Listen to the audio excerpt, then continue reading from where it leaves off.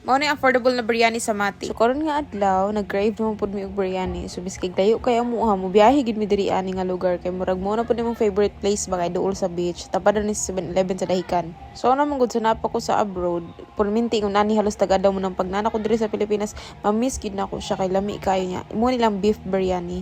Akong partner hilig pud siya og Indian food. Kaming duha magkasinabot yun basta Indian food na ang hisgutan. So karon nga semana ikatulo na mo ning balik. Unya taga Biyernes nagid sila beef biryani. Try this. This is the beef. Is it good?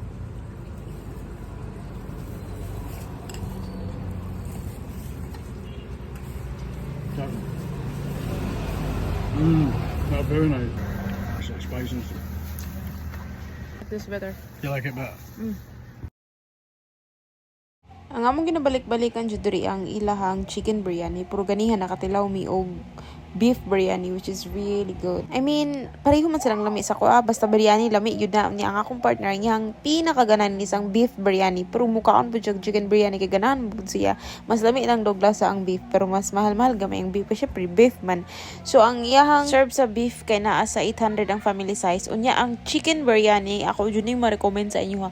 Ang iyahang family size 550 lang. Ang iyahang pang single person 150. So kung gusto ka og affordable nga biryani, na diri na sila yung mga paratha, na sila yung mga coffee and tea, burger, na sila yung fries, ug napod sila yung pizza. Very affordable. Makaingon gug na pa ba sila ginansya ani kasi syempre mahal ba yung mga spices sa Indian food, especially biryani ha. Pero sila ha, bongga gid nilahang mga biryani, makaingon jud mas lami gyud kay kabalo ka kung sauban ka mapalit na sa mga 250 300 ang serve. Pero diri 150 lang gyud dai, 150 anhira go diri na rin tapad sa 7-Eleven sa dahikan. Yug ka magmahay. So kay doslog man kay mig biryani, mura man migi ulit-ulit.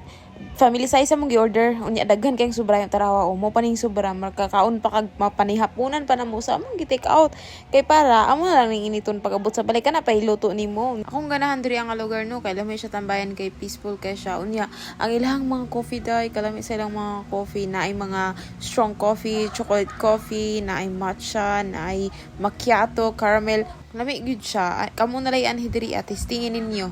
So mo din ang amo ang sobra ka ganina, mo na lang po ning init pati chicken nya kana mix naman ako ang sauce. Mo tong nagtuyo na lang ko pero as in lami gyapon kayo siya maskig bahaw.